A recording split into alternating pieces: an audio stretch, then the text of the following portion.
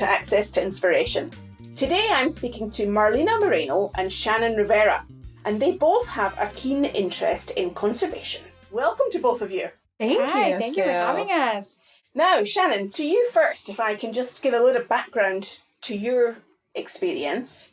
I understand you've worked in Asia, the Amazon region, Oceania and North America, particularly on wildlife trafficking issues, wildlife rehabilitation and conservation, and you've got a particular focus on illegal wildlife trade.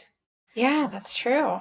And Marlina, you also come from a really interesting background, a former NFL cheerleader. Yes, ma'am. Professional dancer turned conservation biologist and filmmaker. That would be correct. So it sounds like your angle is coming from the storytelling aspect of conservation, and Shannon's aspect is about the evidence-based science behind it. Yeah, I think that's a clear way to put it. Yeah, yin and yang. There you go. That's why we work so well together. We bring different things to the table. So how do you two know one another?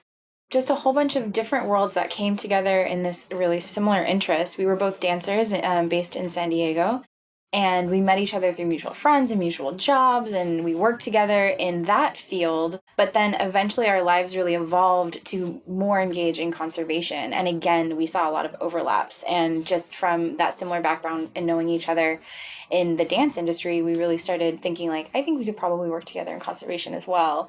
And it kind of just fit in some of the work that I was doing in Sumatra. I invited Marlene along, and it was the start of the story. We ended up traveling really well together and had a lot of similar ideas and grew some of our projects together. Marlena, your background's quite intriguing in terms of your parents, what they did, and how you grew up and learned about the outdoors. Tell us more about that. So, again, grew up in San Diego. My dad was a professional falconer. My mother, she's a bus driver, but she also was an avid horseback rider. So I was always, active outdoors, grew up fishing, camping. So I think I was really lucky to just be running around barefoot outside around animals my whole life. So I've just always really loved, nature. And that's kind of, I think, probably what planted the seed for me. And then as life has it, you go off and you go into school, and I was taking dance, and then you do cheer, and you kind of get caught up in that world. And I think, once you get to, for me, it was like early 20s, figuring out, well, is this something I'm passionate about? Is this what I want to do forever? And sort of really thinking about what could my life be like and what am I passionate about? And then I just kind of started exploring from there. And it somehow just brought me back to wanting to do stuff with wildlife, nature, being around animals and outdoors as much as possible. Similarly, just thinking conservation has been a part of both of our lives. And funnily enough, growing up completely separate, not even meeting till our 20s. I also grew up on a ranch. My dad was a professional bull rider. Really strange, but that was kind of my introduction to animals. But always, finding what you want to do with animals, and is that actually a job? Is it something that you can actually pursue that's not just a hobby? And I think later in life, we both found out, we're going to try for this. We're going to do it. And it's definitely been an interesting journey, I would say.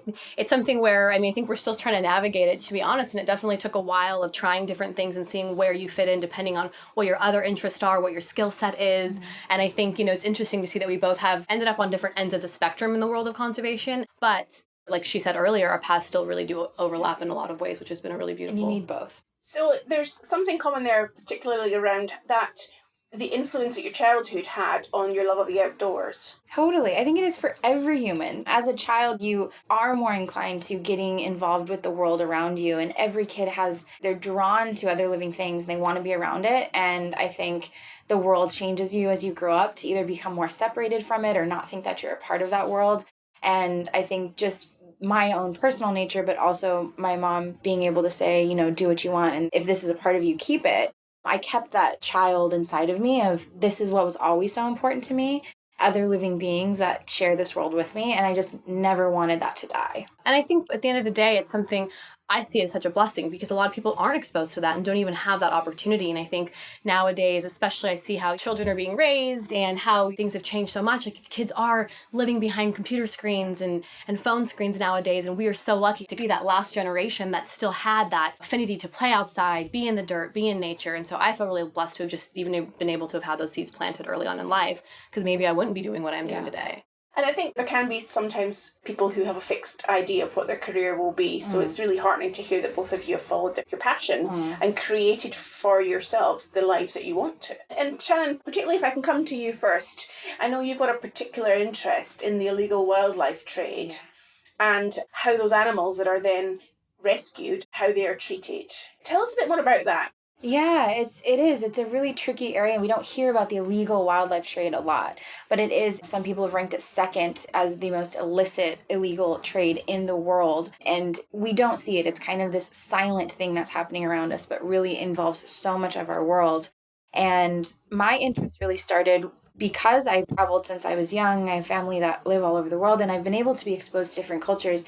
You start seeing wildlife in different tourist areas, and people want to be, when they travel to Thailand, when they travel to Southeast Asia and different places, you want to be around the wildlife that you see. So I was starting to see that people are getting engaged with animals, but in incorrect ways. And they're being illegally trafficked. They're being taken from the wild, exploited, and it's driving down species. So for me, I wanted to know if these animals are ever rescued, which is already very rare, what's happening to them once they're rescued. And the truth is, we don't really know. There's not a lot of effort being put into it, and they're actually ending up back in the trade again and being exploited in different ways. I was in the Amazon, and there was a baby monkey that had shrapnel in his side because his mother had been shot down because someone wanted a baby monkey to hold. Was just a reality check for me that someone needs to do something about this. And I wanted to expose it a little bit more, but it is definitely something that people don't want exposed. So it's a tricky field to work in. And how do you navigate your way through that when you've got to be a bit of a detective to work out what happens in those situations? Yeah, it's interesting. And I think it's taking a look at yourself in this world and saying, how best am I able to be and have an impact? Because going into communities and cultures that you're not a part of, you can't come in and say, I'm going to change everything. But really understanding what your impact could be and how you can maneuver those realms and those industries in a way that's safe, but also where you can impact it and do something good. So for me, it's definitely been trial and error. I mean, I bought a one-way ticket to the Amazon and wanted to change the world, and realized that that's probably not going to happen. And where I felt like I found the most power was in education. And I went back to school and I got several degrees and looked at how research can really create the knowledge that we need. And maybe that will help implement some of the management that's happening on the ground with local people. So you've got the evidence base, you've got the science behind what's going on. Yeah. And then Marlina, you tell the story in a slightly different way. So the same values, the same important interest in conservation. For example, one of the things I saw on your website was profiling the story of some young men in Mozambique where they were teaching people to swim. Tell us about that as an example of how you make an impact. Sure.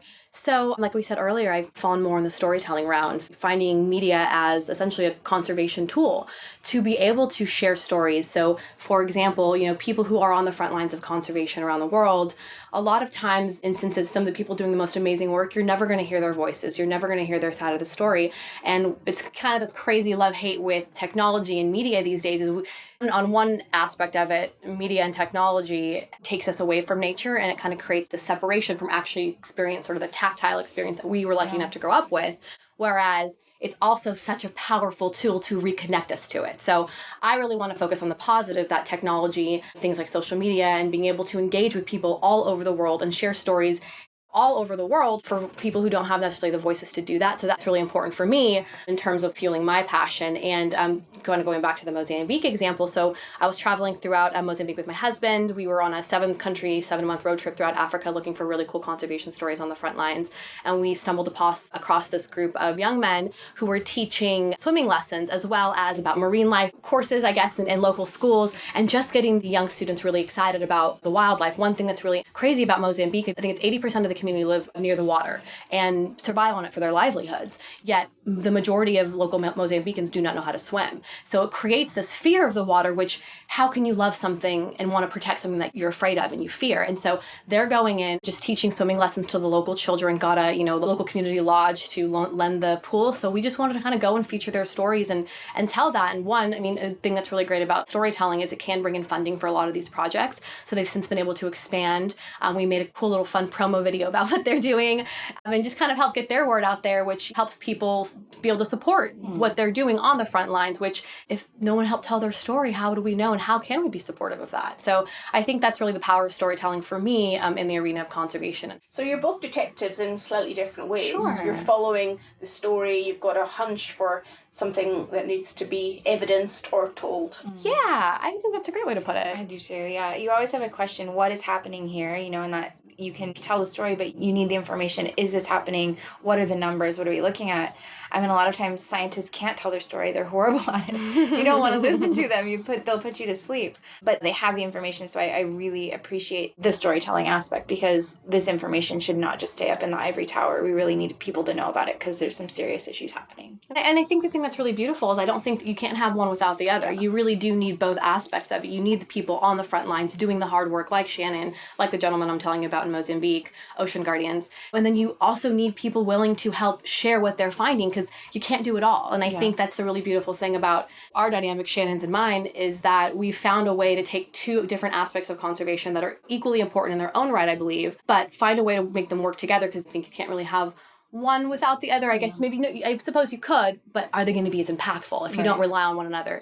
And I think in conservation, we're seeing it a bit more, but it's a very competitive industry. And it's shocking that more people aren't collaborating across different fields of conservation. You have so many different fields, and I don't see a lot of collaboration. So I think something that we both are really excited about working together and trying to produce projects together is being able to cross-pollinate what each other are doing. And I think that's something that more people could do in this field for sure. Yeah, and supporting each other. I mean, and I think that's when Marlina was saying there's a lot of competition, and it is true. This is a really hard field to get in. People have called it a rich person's profession, because you have to do so much volunteer work. You're not being paid for a lot of the work that you're doing, and you're fighting for a very small pie of funding. I think there is a statistic, less than 3% of all charitable funding in the U.S. goes towards animal rights, conservation, environmental groups. Less than 3% for all of those issues. That's a very small amount for the work that we need to get done. And for all of the people working in it, we're all trying to vie for that same thing. But I think the collaboration and support is what is going to be able to raise those numbers and get this news out there. So despite that potential challenge with limited resources, how do each of you measure success? Really important question. I think getting into any field, you need to feel productive. And for me, I think conservation in general, when you look at this big issue and you see these big headlines of a million species are threatened of being extinct in the next 100 years, and all of these really diabolical things that we hear, you want to put it away and say, too big of an issue, I don't want to deal with it. When I was younger, something I really had to come to terms with is this going to make or break me? Can I do this? Or am I going to go home just upset and depressed every time? But I think looking at that whole picture isn't something that for me isn't beneficial, but really zooming in and being able to look at it as more of a mosaic, that there are certain little tiny success stories in this whole picture, and really focusing on the tiny wins, that it's a huge uphill battle. A lot of these are not going to be successful, but finding the success in every project that you do, there's always going to be something you learn, whether you think it's a research failure or whether you think it's something that you didn't do right. That's still a learning lesson, and being able to be an optimist. And I think that is my biggest strength. And you have to be, as a conservationist, you absolutely have to be a diehard optimist. Just to pick up on your current job, I know you're working in Hawaii at the moment in urban forestry. Tell us a bit about how you measure the success of that activity. Funnily enough, so I'm definitely animal focused. I always have been, but working in Hawaii has really opened my eyes to looking at the bigger picture, not just focusing on the big charismatic animals, but what those animals are relying on, and that's their environment. And whether that be in forestry and working with different plant species or the small invertebrates and all that stuff, it's been really eye-opening to me focusing on larger stuff. Marlina was talking about people are in the urban environment now. You're not connected to nature as much. And I love being able to work with the people in Hawaii to make them more aware of the plants and animals in their environment, even if that's in the city that they never leave. So the success has really been from raising awareness with the public. Fantastic. And Marlina, what does success mean to you? Well, to piggyback off of Miss Shannon over here, I do believe in this idea of sort of bite-sized success and taking it small wins as they come. And I think that in this field, it's something that you really can only focus on. For me, I know that it can be as simple and as small as someone reaching out and being like, I saw that film you made, or I heard about that project, I want to support it. How do I donate? I mean, that to me is huge. And it can be as important and as grand as being able to empower somebody and almost highlight and uplift these people doing amazing stuff, because we all need a little pat on the back once in a while. It can be hard to be out there day in and day out doing what a lot of these frontline conservationists are doing and never kind of getting the gratitude, the recognition that they deserve. And I think for me, being able to go in to somebody who maybe feels like nobody cares about what they're doing and say, no, I care. Like, that means something to me, and I want to help share your story. And I'm a really big believer also in focusing on Indigenous local communities, unheard voices. I love stories of women in conservation. That's why I was so keen on meeting you, and I was so excited to meet, a woman explorer, anyone and any story that we don't typically hear. I think Shannon and I might both agree that in conservation it tends to be a very white male dominated industry, and I really love being able to tell stories that maybe aren't the ones that we always tend to see on national television or on typical traditional media. That's where I'm at with But it's great. I mean, I think, a young girl in Mozambique might see one of Marlina's stories and say, I see someone that looks like me. I see myself in this field and I can do it. And I think that's really important to be able to lift people up into this and say, this field is for you, because majority of the people, getting back to Indigenous communities, they care for over 80% of our natural resources, and they're doing a better job than we are. So we have a lot to learn from these people and being able to include them in the conversation. And part of that is making sure they see themselves in this picture. One of the main questions we get asked, at least I know for me, that I get asked most consistently is, how do I get involved? How can I help? I don't know where to start. And I think it's start anywhere. Almost any skill set that you have could probably be useful. And I think it can be overwhelming, but I think as long as you're willing to give it a go, there is a space for you in this arena. And I think that that's a really important message to convey, especially to the next generation, because we need more conservationists. We need more people that are good with technology. It's not just a scientist role. You don't just have to be a scientist. We need everybody in this industry, and it might mean working a little bit harder because you might be paving a path that not a lot of people have done, but guaranteed every skill set is needed in this, and people are looking for it. If we were being responsible as a wildlife tourist, what would be the sort of things that we should be paying attention to? Yeah, that's a great question. I don't think a lot of tourists realize that even if you don't want to be or don't think you are or wouldn't call yourself a wildlife tourist, you are participating in wildlife tourism. Everywhere you go is impacting the wildlife around you. And I think the first thing is really to be aware. So when I talk to people and they say, well, I'm going here, I'm going there, what should I do? Research. And we're so lucky because every answer we ever need is in our pocket. Get out your phone and just search the areas that you're going into and see, maybe you're going to Thailand and you want to see the elephants, or you're going to another place and you see a lot of people with tigers, or you want to swim with the dolphins or something like that. And researching how that is impacting not only the species, but the environment and local communities around you. And it's really eye-opening to see that a lot of those practices you probably don't want to participate in. And a lot of times, even if it says sanctuary or ecotourism, those are really buzzwords right now that you might not be promoting the stuff that you want to promote. So again, researching what you're doing, thinking before you're buying anything, because you can vote with your wallet, is a huge thing. And the local communities are going to give you what we're demanding. If we're demanding we want to swim with the dolphins and we want to ride all the elephants, they'll do that. We've already seen, because tourists are more aware in some areas, we're already seeing those industries changing. We're already seeing people going in and saying, well, we don't want these to be harmed, so how do we do it in a more sustainable way? And the industry changes within a year. Yeah, which is great. I mean, even just TripAdvisor, I think, recently took off promoting elephant rides, which is huge. And they, Tiger Temple in Thailand, which I believe is even shut down now. And so, as Shannon said, voting with your wallet is huge on social media as well, sharing those stories and asking questions and not being shy when you go to places. Once an animal is humanized, it's never going to be put back in the wild. It may have a semi-wild enclosure or sanctuary that it can go to, but once an animal is humanized, it's not going to be able to probably survive in the wild. So if they're telling you that, this is a rescue or rehabilitating, we're going to put it out there. There's a few key things. If the wildlife interaction that you're going into, if you can touch the animals, whether in their captivity or in the wild, that's probably not a good, almost 99% of the time, it's not a good thing to engage with. So staying 50 feet away from anything in the wild, cleaning up after yourself, not leaving pollution in these areas, because that is what the community then has to deal with. There's so many different things that if you just take an extra moment to think about, you'll be a better wildlife tourist.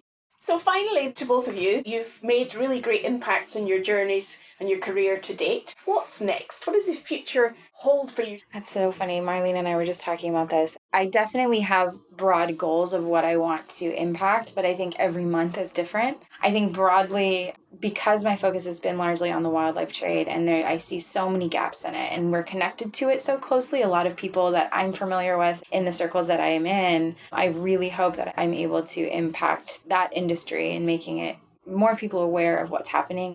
Fantastic, Shannon. Thank you. And Marlina, how about you? What's your future hold for you? I mean, well, storytelling, I think, will always be my main role in conservation. So for me, going back to what I was saying earlier about really highlighting the underrepresented voices in conservation, that's something that's really important to me. So for 2020, I'm focusing on launching specific digital series focused on those stories, women in conservation, local communities in conservation, who are leaders in their communities that we just don't hear about.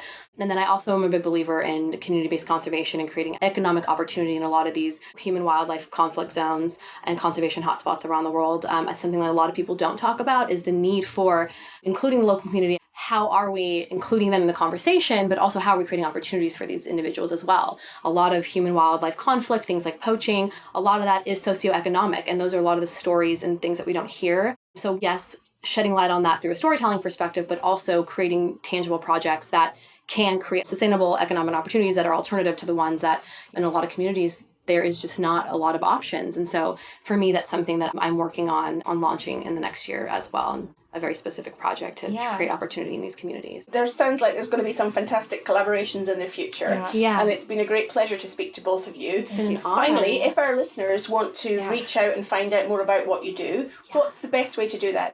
I have a lot of friends and family and people following me on Instagram is probably the best place where I'm able just to kind of be myself and share. At Shannon Noelle, Noelle. And I also have a website that you can learn about the publications and everything else that I'm doing. But a lot of my day-to-day stuff is usually on Instagram or Twitter at _Shannon Rivera.